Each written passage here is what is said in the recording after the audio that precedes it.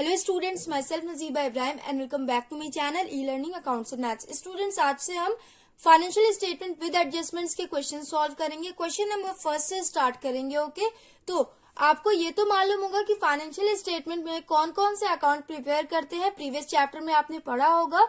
नहीं अगर मालूम है तो एक बार फिर से यहाँ पे मैं रिविजन करा दे रही हूँ आपका। सबसे पहले ट्रेडिंग अकाउंट प्रिपेयर किया जाता है, उसके बाद प्रॉफिट एंड लॉस अकाउंट, उसके बाद बैलेंस शीट,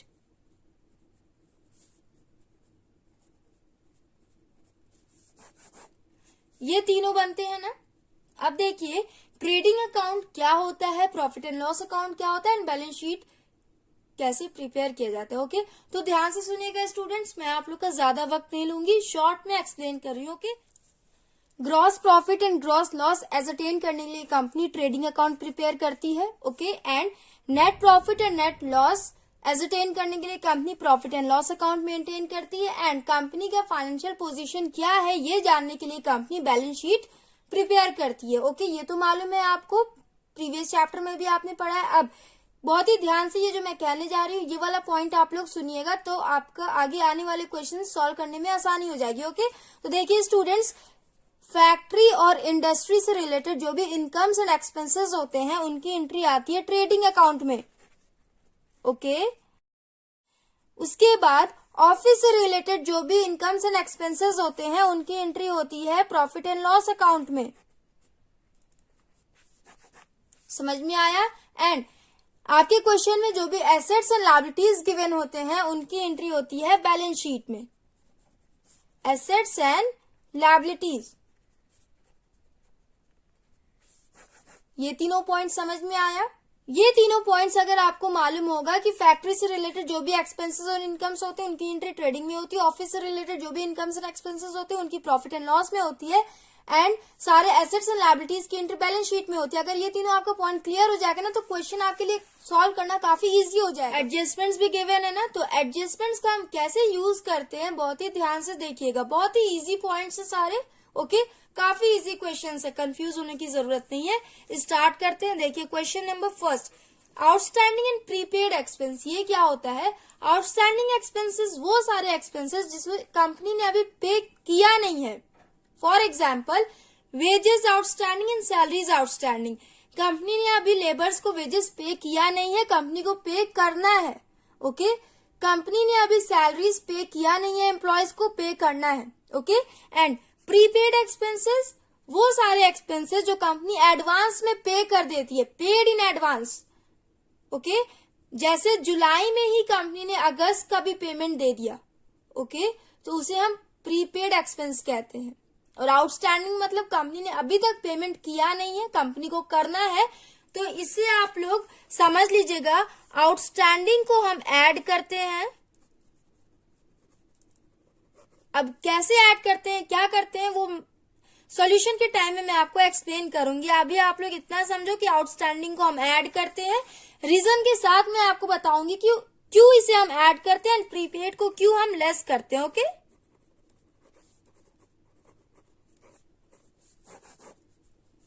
समझ में आया आपको? चलिए question number first, the following are the balances extracted from the books of Raghunath ji as on 31 March 2019। Raghunath ji के बुक का ये कुछ पॉइंट्स गिवन है। Okay, from these balances prepare his trading and profit and loss account and balance sheet as at that date. इन सारे पॉइंट्स से हमें trading account, profit and loss account and balance sheet prepare करना है। Okay, तो सबसे पहले हम ट्रेडिंग एंड पीएल अकाउंट बनाते हैं ना, तो यहाँ पे मैंने फॉर्मेट ऑलरेडी बना रखा है। तो देखिए सबसे पहले ओपनिंग स्टॉक, तो एक बार फिर से सुन लीजिए ट्रेडिंग अकाउंट में कौन कौन से पॉइंट्स की एंट्री होती है। Opening stock and closing stock ये जाता है ट्रेडिंग अकाउंट में। परचेज एंड सेल ये भी जाता है ट्रेडिंग अकाउंट में। एंड सारे डायरेक्ट एक्सपेंसेस जाते हैं ट्रेडिंग अकाउंट में। प्रोडक्शन से रिलेटेड जो भी एक्सपेंस और इनकम्स होते हैं ना वो सारे ट्रेडिंग अकाउंट में जाते हैं। ओके, चलिए स्टार्ट करते हैं। सबसे पहले दिया हुआ है ओपनिंग स्टॉक, कितना 12,000 ना। ओपनिंग स्टॉक की एंट्री होती है डेबिट साइड में। यहां लिखेंगे 2 ओपनिंग स्टॉक 12,000। उसके बाद परचेज की भी एंट्री होती है ट्रेडिंग में 40,000 टू परचेज। स्टूडेंट्स ध्यान से जब भी आप लोग परचेज एंड सेल की एंट्री करो ना, तो एक बार क्वेश्चन में आप लोग देख लीजिए कि परचेज रिटर्न और सेल्स रिटर्न तो नहीं गिवन है। अगर परचेज रिटर्न गिवन हो तो देखिए यहाँ पे आपको परचेज रिटर्न गिवन है कितना 4,000। इसका क्या मतलब होता है, देखिए 40,000 के कंपनी ने गुड्स परचेज किया, ओके, उसमें से कंपनी ने 4,000 के गुड्स को रिटर्न कर दिया। परचेज रिटर्न आप लोग पूरा लिखना, PR मत लिखना, रॉन्ग हो जाएगा आपका। 4,000 का कंपनी ने रिटर्न कर दिया, तो कंपनी के पास कितना गुड्स आया, कितने का माल आया कंपनी के पास 36,000 का, ओके। तो 36,000 यहाँ पे हो जाएगा। उसके बाद सेल्स दिया हुआ है 86,000 एंड सेल्स रिटर्न दिया हुआ है 6,000। मतलब कंपनी ने यहाँ सेल्स की एंट्री क्रेडिट में होती है। क्यों क्रेडिट में होती है ये भी मैं आपको बता दूं। सारे इनकम्स की एंट्री क्रेडिट साइड होती है, सारे एक्सपेंसेस की एंट्री एंड लॉसेस की एंट्री डेबिट साइड में होती है। कंपनी जब गुड्स परचेज करती है तो बदले में कैश पेमेंट करती है ना, ओके। कंपनी से पैसा बाहर जाता है, एक्सपेंस हो रहा है कंपनी का, इसीलिए परचेज की एंट्री डेबिट में होती है। एंड जब भी कंपनी कोई भी गुड्स को सेल करती है तो बदले में कंपनी कैश रिसीव करती है। कैश कंपनी के पास आ रहा है, इनकम हो रहा है, इसलिए इसकी एंट्री हम क्रेडिट में करते हैं, ओके। 86,000 का कंपनी ने सेल किया, बट उसमें से सेल्स रिटर्न 6,000 का माल वापस आ गया, तो कितने का इनकम हुआ कंपनी को 80,000 का। स्टूडेंट्स SR ना लिखना, सेल्स रिटर्न लिखना एंड परचेज रिटर्न लिखना, ओके। उसके बाद आपके क्वेश्चन में दिया हुआ है, देखिए डिस्काउंट आता है आपका इनडायरेक्ट एक्सपेंस में, ओके। तो इसकी एंट्री प्रॉफिट एंड लॉस में होगी। सेल्स रिटर्न की एंट्री हमने कर ली है। बिल्डिंग्स एसेट में आता है तो ये बैलेंस शीट में जाएगा। डेटर्स एसेट होता है तो ये भी बैलेंस शीट में जाएगा। सैलरीज, स्टूडेंट्स बहुत ही ध्यान से ये वाला पॉइंट आप लोग देखिएगा, वेजेस और सैलरी में क्या फर्क है। तो वेजेस दिया जाता है लेबर्स को, ओके। लेबर्स कहाँ काम करते हैं, ऑफिस में नहीं काम करते हैं, फैक्ट्री में काम करते हैं, इंडस्ट्री में काम करते हैं। तो ये हो जाएगा फैक्ट्री से रिलेटेड एक्सपेंस। एंड सैलरीज दिया जाता है एम्प्लॉयज को, ओके। एम्प्लॉयज कहाँ होते हैं, ऑफिस में, तो ये हो जाएगा ऑफिस से रिलेटेड एक्सपेंस। समझ में आया आपको। वेजेस मतलब मजदूरी होता है। किसी भी ऑफिस एम्प्लॉय को आपने ये कहते हुए नहीं सुना होगा कि इस महीने की मजदूरी नहीं मिली। ऑफिस एम्प्लॉय ये नहीं कहता है, ऑफिस एम्प्लॉय कहता है कि इस महीने का हमें सैलरी नहीं मिला, बट लेबर ये कहता है कि हमें मजदूरी नहीं मिली, ओके। तो इन दोनों का डिफरेंस आप लोग समझो, वेजेस। और एक और पॉइंट, कभी कभी आपके क्वेश्चन में वेजेस एंड सैलरीज गिवन होता है एंड कभी कभी सैलरी एंड वेजेस गिवन होता है। तो इन दोनों में क्या फर्क है, जब भी आपके क्वेश्चन में पहले वेजेस लिखा हो तो ये जाता है ट्रेडिंग में, ओके। एंड जब भी क्वेश्चन में पहले सैलरी लिखा हो तो ये जाता है P&L में। ऐसा पॉइंट आपने पीछे के क्वेश्चंस में देखे होंगे, शायद आपको लास्ट चैप्टर में मिला होगा। अगर नहीं मिला तो आगे आपको इसमें भी मिल जाएगा, तो कंफ्यूजन आप लोग दूर कर लेना, ओके। अगर वेजेस पहले हो तो ट्रेडिंग में, सैलरी पहले हो तो प्रॉफिट एंड लॉस में, ओके। तो देखिए वेजेस जाता है ट्रेडिंग अकाउंट में एंड सैलरी जाता है प्रॉफिट एंड लॉस में।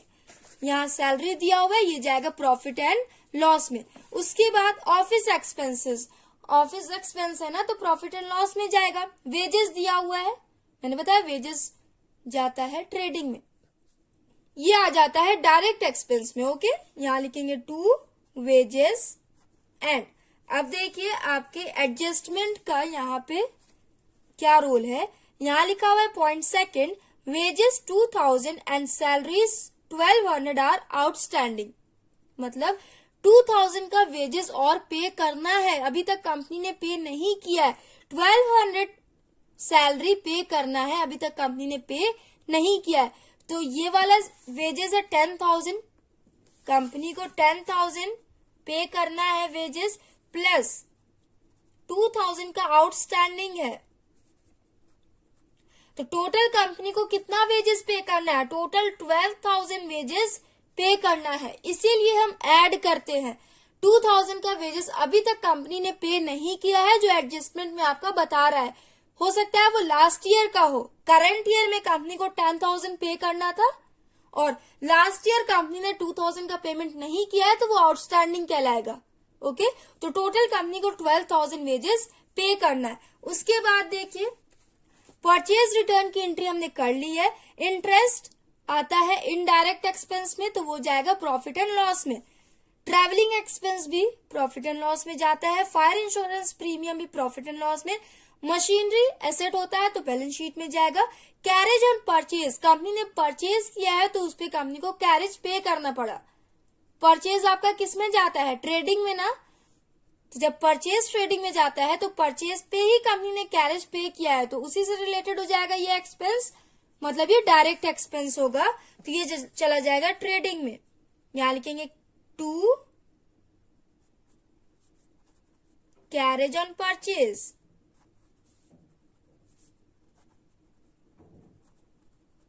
कितना दिया हुआ है, 700, ये हो गया। इसके बाद स्टूडेंट्स कमीशन इनडायरेक्ट एक्सपेंस में जाता है, तो वो चला जाएगा प्रॉफिट एंड लॉस में। कैश इन हैंड एसेट होता है, बैलेंस शीट में जाएगा। रेंट एंड टैक्सेस ये होता है इनडायरेक्ट एक्सपेंस एंड ये जाएगा प्रॉफिट एंड लॉस में।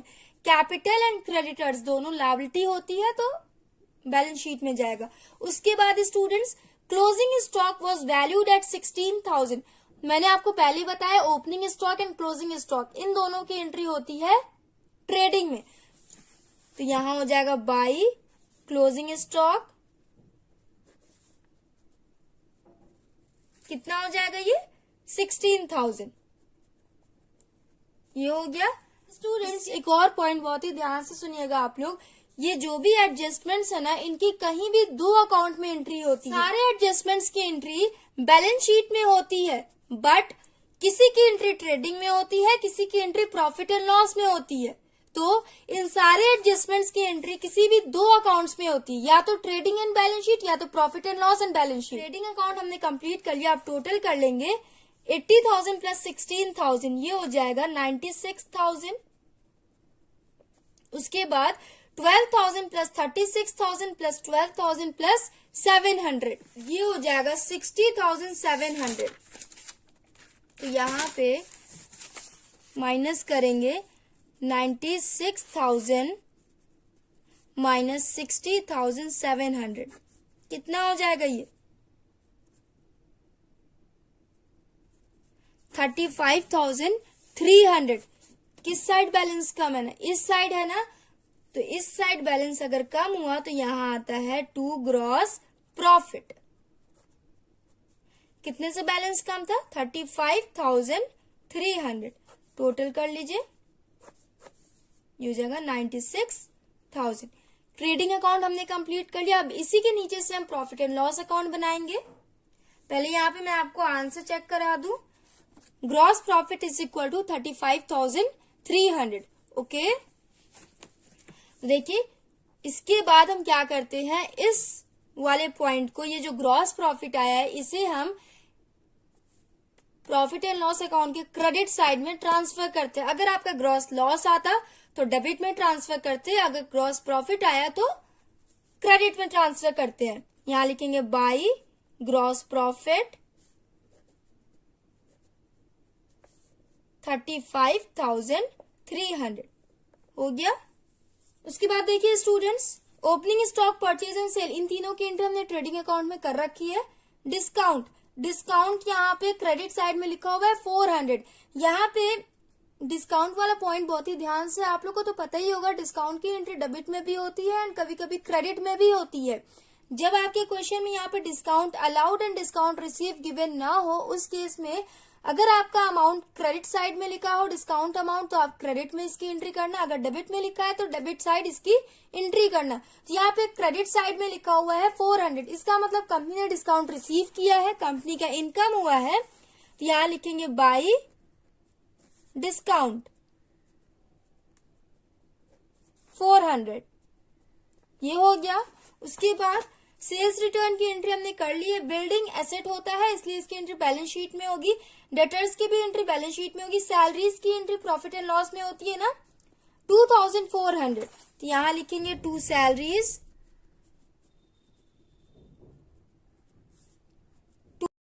2400।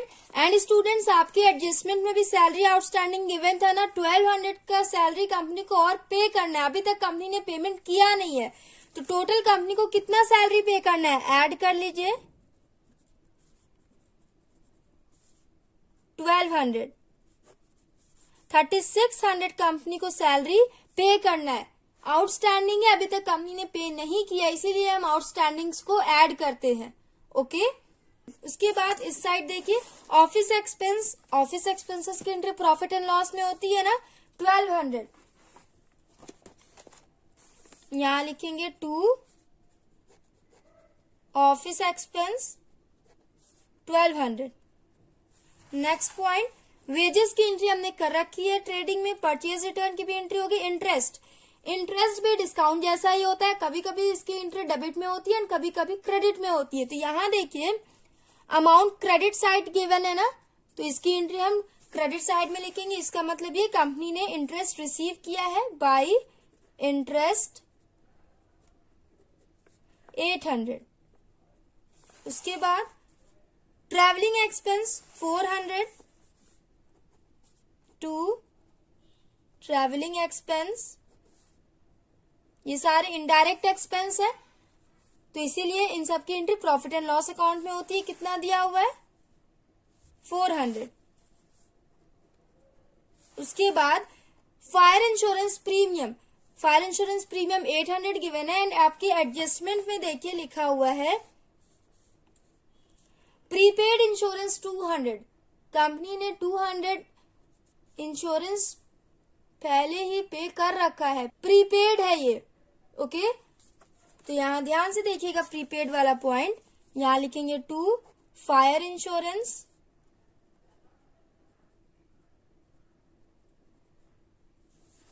कितना दिया हुआ है 800 ना, यहां लिखेंगे 800 एंड कंपनी ने 800 में से 200 को ऑलरेडी पे कर रखा है, पहले ही कंपनी ने दे दिया, अब कंपनी को नहीं देना पड़ेगा, तो इसीलिए हम प्रीपेड को लेस करते हैं।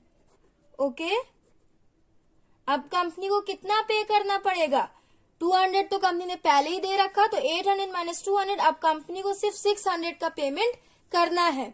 ओके, उसके बाद देखिए मशीनरी एसेट होता है तो इसलिए इसकी एंट्री बैलेंस शीट में होगी। कैरेज ऑन परचेज की एंट्री हमने ट्रेडिंग में कर रखी है। कमीशन कितना दिया हुआ है 400, डेबिट साइड में गिवन है ना अमाउंट, तो यहां लिखेंगे 400 टू कमीशन, मतलब कंपनी ने पे किया होगा कमीशन 400 हो गया। इसके बाद कैश इन हैंड एसेट होता है तो इसकी एंट्री बैलेंस शीट में होगी। रेंट एंड टैक्सेस कितना दिया हुआ है 1800 ना, एंड यहाँ पे देखिए एडजस्टमेंट में adjustment number 3, rent for 2 months at the rate of 500 per month is outstanding, मतलब कंपनी ने 2 महीने का रेंट अभी तक पे किया नहीं है। ओके, तो करंट ईयर में टोटल कंपनी कितना रेंट पे करेगी, यहाँ 1800 टू रेंट एंड टैक्सेस आप लोग लिख लेना, चलो लिख देते हैं 800 एड आउटस्टैंडिंग। यहाँ देखिए स्टूडेंट्स 2 महीने का पे करना है एंड 1 महीने का रेंट 500 है, तो 500 इंटू 2 कितना हो जाएगा 1000 ना, 1000 रेंट कंपनी को और पे करना है, तो टोटल कितना पे करना पड़ेगा 1800। ये हो गया। इसके बाद देखिए कैपिटल एंड क्रेडिटर्स ये दोनों लायबिलिटी होती है, तो बैलेंस शीट में इसकी एंट्री होगी। क्लोजिंग स्टॉक की एंट्री हमने ऑलरेडी कर रखी है, एक ट्रेडिंग अकाउंट में एंड सेकंड बैलेंस शीट में इसकी एंट्री होगी। Wages and salary outstanding entry हो गई है, रेंट की एंट्री हो गई है। डेप्रिसिएशन एक्सपेंस होता है तो इसकी एंट्री प्रॉफिट एंड लॉस में जाती है एंड बैलेंस शीट में जाती है। ओके, तो यहाँ देखिए बिल्डिंग पे 5% का डेप्रिसिएशन लगा एंड मशीनरी पे 10% का। तो बिल्डिंग का वैल्यू आपकी बैलेंस शीट में दिया हुआ है 50,000। 50,000 का 5% कैलकुलेट करिए, ये हो जाएगा 2500। तो यहाँ लिखेंगे टू डेप्रिसिएशन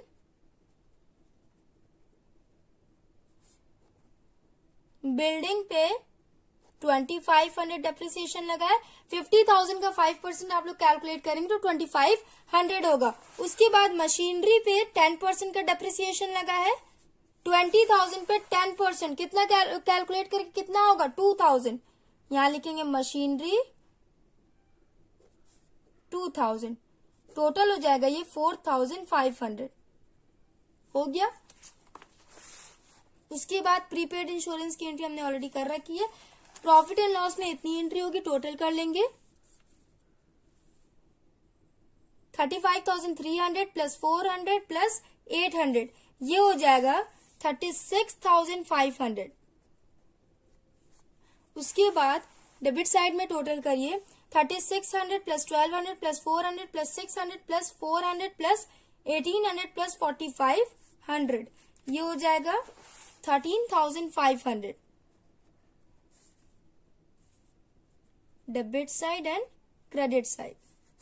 माइनस करिए 36,500 माइनस 13,500, ये हो जाएगा 23,000। किस साइड बैलेंस कम है डेबिट साइड ना, तो यहां हो जाएगा 2 नेट प्रॉफिट 23,000।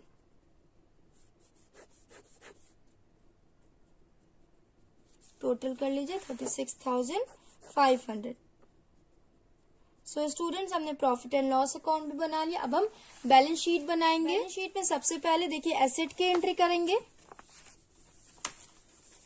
यहाँ पे देखिए बिल्डिंग्स एसेट में आता है एंड डेटर्स एसेट में आता है।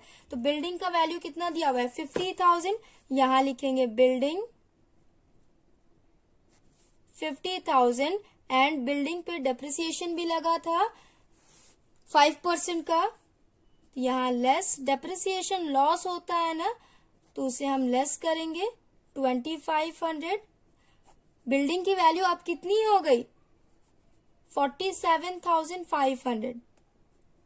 ओके, डेप्रिसिएशन को लेस करके हम यहाँ लिखते हैं बैलेंस शीट में। ओके, उसके बाद डेटर्स 16,000, तो यहां लिखेंगे डेटर्स 16,000। उसके बाद इन सब की एंट्री होगी मशीनरी 20,000, यहां लिखेंगे मशीनरी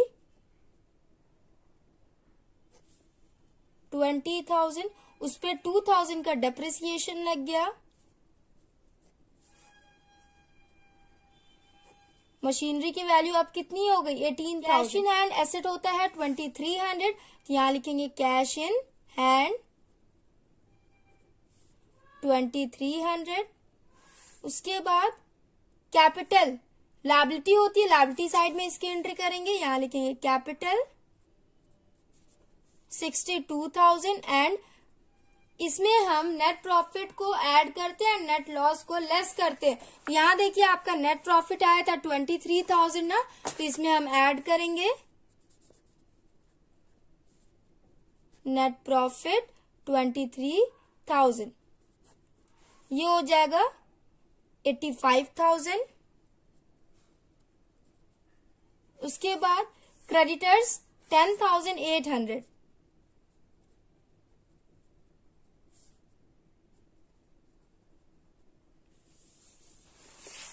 और सारे पॉइंट्स की हमने एंट्री कर ली है। देखिए स्टूडेंट्स, मैंने आपको बताया था ना सारे एडजस्टमेंट्स की एंट्री बैलेंस शीट में होती है। ओके, तो यहाँ देखिए क्लोजिंग स्टॉक 16,000 है। स्टॉक एसेट होता है ना, तो इसलिए क्लोजिंग स्टॉक की एंट्री एसेट साइड में करते हैं।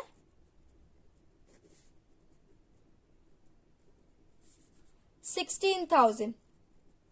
उसके बाद वेजेस एंड सैलरीज आउटस्टैंडिंग, अभी सैलरी और वेजेस कंपनी ने पे नहीं किया है, कंपनी पे ये लायबिलिटी बन रही है कि कंपनी को पे करना है, तो आउटस्टैंडिंग लायबिलिटी होती है एंड प्रीपेड एसेट होता है।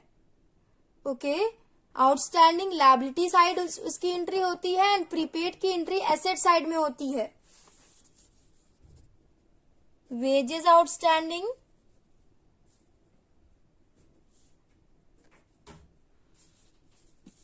कितना दिया हुआ है 2000, सैलरी आउटस्टैंडिंग